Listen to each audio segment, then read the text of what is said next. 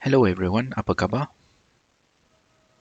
To start today's video, let's look at this sentence. Pokok tu saya tanam.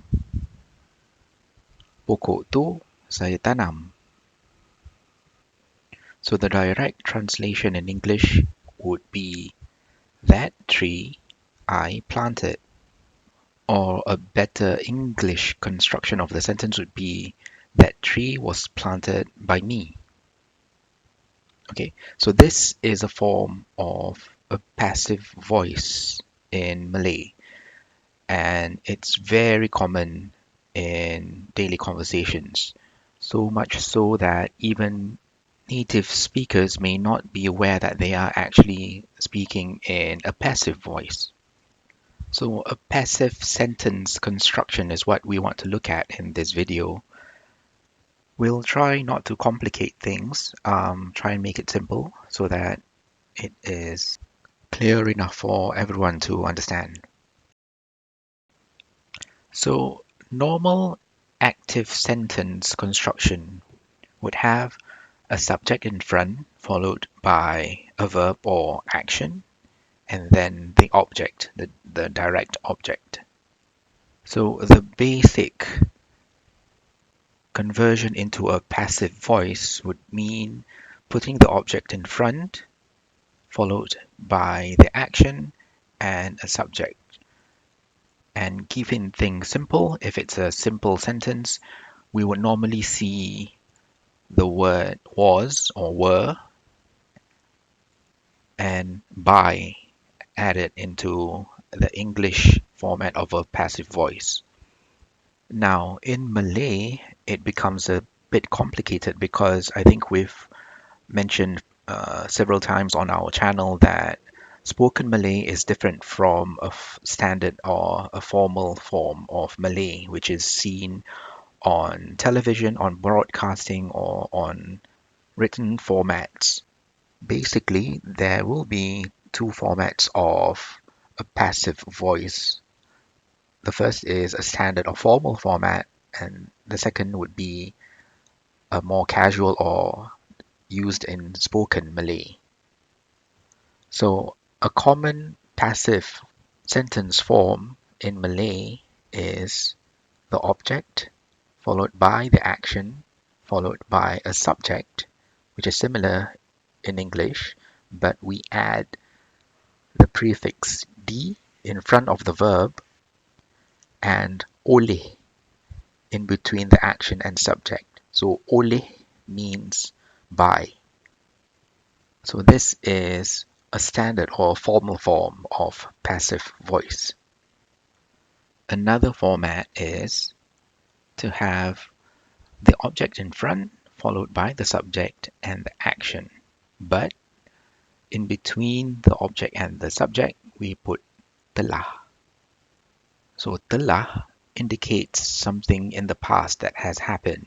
So it's essentially a past version of to be or to have. So essentially it's was or were or had in English. A last version is similar to the second one, but we omit the word telah. So it's just the object followed by the subject and the action. So this last format is actually the casual or informal version of a passive voice. The first two are a standard or a formal version of a passive sentence. So looking at the earlier example, pokok tu saya tanam, that follows the third version of the passive voice format, which is an informal or a spoken version. And how does it look like in a formal format? So looking at the structure, we should have an object in front, followed by "di" and the action, and oleh and the subject. Or the object, followed by telah, followed by the subject, and the action. So the formal form would be pokok tu ditanam oleh saya, or pokok tu telah saya tanam. So word for word translation would mean that tree was planted by me, or that tree I had planted.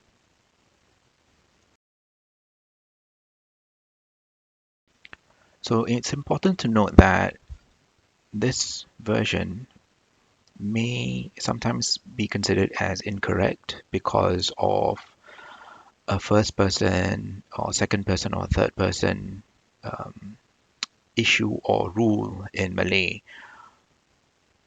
But generally, the sentence will still be understood by people. And another point to note is in the active format of the sentence, you sometimes would see the additional prefix of mer in front of the verb. So in this lesson, we won't be using mer in front of verbs. So we'll just use the root form of the verb or the infinitive form. So to keep this lesson short, let's look at just one example. The sentence, my mum made that cake.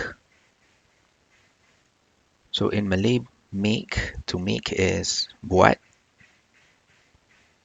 So the whole sentence in Malay is mak saya buat cake tu. So how do you transform that into a passive voice? So in English, that would be that cake was made by my mum. Using the three construction formats that we've discussed, the first would be cake tu dibuat oleh mak saya. Cake tu dibuat oleh mak saya. A second version would be cake tu telah mak saya buat. Kek tu telah mak saya buat. So the English version of this may be translated to that cake my mom had made. Or a casual or spoken version of Malay would just omit telah and keep it as kek tu mak saya buat. So the direct translation would be that cake my mum made or make.